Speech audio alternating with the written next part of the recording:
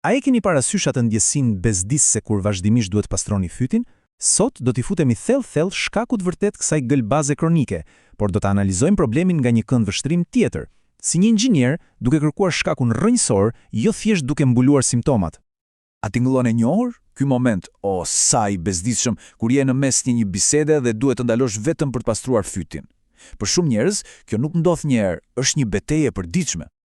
Edhe nëse kjo tingëllon e njohur, ka shumë mundësi që edhe simptomat të tjera të jenë prezente.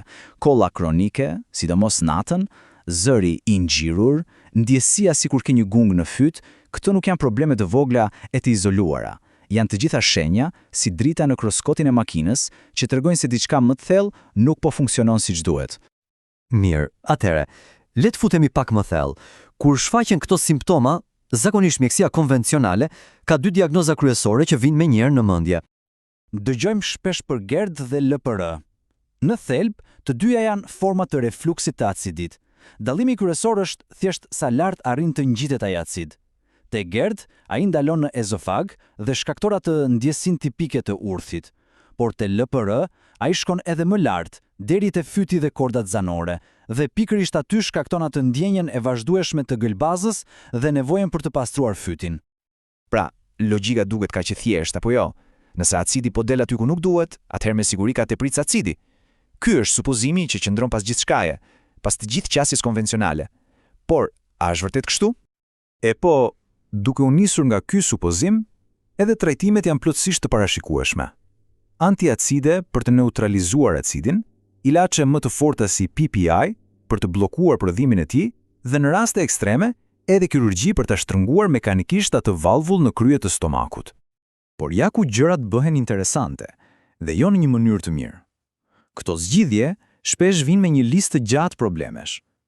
Antiacidet, ironikisht, mund ta përkeqësojnë refluksin në afatgjat. Dhe PPI-t, ato mund të reduktojnë aftësinë për të përthithur minerale jetike dhe madje rrisin rrezikun për infeksione të rënda. Kjo nuk ngjan as pak si një zgjidhje e vërtetë. Pra, nëse zgjidhjet standarde jo vetëm që nuk e rregullojnë problemin, por mund edhe ta përkeqësojnë, atëherë çfarë na mbetet? Ndoshta vetë supozimi fillestar është krejtësisht i gabuar. Dhe ja ku vjen kthesa e madhe e gjithë kësaj historie. E vërteta është krejt e kundërta. Problemi nuk është teprica e acidit, problemi është mungesa e tij. Po, e dëgjuat mirë. Kjo gjendje ka një emër shkencor: hipokloridri. Dhe do të thotë shumë thjesht se stomaku nuk po prodhon mjaftueshëm acid kloridrik për të bërë punën e tij siç duhet. Tani, ky është mekanizmi thelbësor dhe është vërtet fascinues. Ajo valvula në krye të stomakut nuk mbyllet nga forca, por nga një sinjal kimik. Ajo ka nevojë për një mjedis fort acidik poshtë saj për të mbyllur hermetikisht. Kur acidi është i dobët, sinjali nuk është i fortë sa duhet. Kështu, valvula mbetet paksa e hapur, e lirshme, dhe lejon atë pak acid që ndodhet aty të ngjitet lart, aty ku nuk duhet të jetë. Kjo na detyron të ndryshojmë të gjithë këndvështrimin ton. Acidi i stomakut nuk është armiku, përkundrazi, është një nga mbrojtësit tan më të fuqishëm dhe më të rëndësishëm. Le të shohim 3 punët e tij kryesore. E para është si një portier sigurie. Ai vret bakteret dhe viruset që hyjnë me ushqimin. E dyta është absolutisht thelbësor për të tretur proteinat, pa të thjesht nuk mund ta bëjmë siç duhet. Dhe e treta, ai zhbllokon mineralet jetike si kalciumi dhe magnezi, duke i bërë të disponueshme për trupin ton. Dhe kur ky sistem prishet, kur acidi është i ulët, fillon një efekt domino i vërtet. Patogjenët mbijetojnë dhe shkaktojnë probleme më thellë në sistemin tretës. Proteinat nuk treten plotësisht, duke krijuar potencial për alergji, dhe sigurisht, mungesa e mineraleve çon në një mori problemesh të tjera. I gjithë sistemi fillon të vuajë. Mirë, tani që e kemi kuptuar problemin e vërtet, le të flasim për zgjidhjen e vërtet. Dhe kjo nuk ka të bëjë me mbulimin e simptomave, por me rregullimin e motorit që nuk po punon.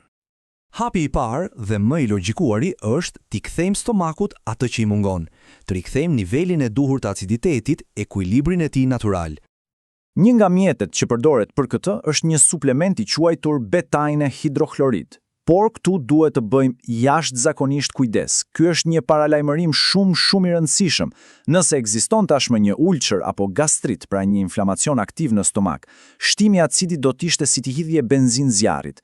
Pra në ato raste, hapi i parë absolutisht duhet të jetë shërimi i mukozës së stomakut para çdo gjëje tjetër.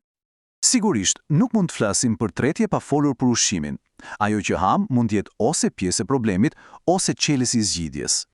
Dhe këtu kemi një tjetër surprizë. Shpesh dëgjojmë se drithrat dhe buka ndihmojnë me refluksin, por e vërteta është se për shumë njerëz, drithrat janë shumë inflamator. Ato janë të mbushura me acide yndyrore omega-6, të cilat le të themi ushqejnë zjarrin e inflamacionit në trup. Ky inflamacion mund ta përkeqësojë më tej gjendjen e sistemit tretës. Përveç ushqimit, edhe disa ndryshime të vogla në stilin e jetës bëjnë një diferencë të madhe. Për shembull, agjerimi me ndërprerje. Nuk është diçka e komplikuar, thjesht I jep sistemit tretës një pushim të nevojshëm për të riparuar dhe rivendosur. E njëjta gjë vlen edhe për shmangjen e ngrënjes së vazhdueshme. Jepeni stomakut kohë të bëjë punën e tij, pa e mbi ngarkuar vazhdimisht.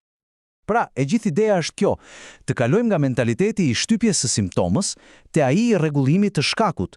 Nuk duam thjesht të heqim gëlbazën, kollën apo urthin, duam të rregullojmë mekanizmin themelor që po I shkakton ato. Dhe kjo na lë me një pyetje të rëndësishme, që ja vlen ta bëjmë për çdo çështje shëndetësore. Apo vendoset thjesht një fash mbi simptomën, apo po kërkohet me të vërtetë të rregullohet shkaku rrënjësor, sepse përgjigjja e kësaj pyetjeje mund të ndryshojë absolutisht gjithçka.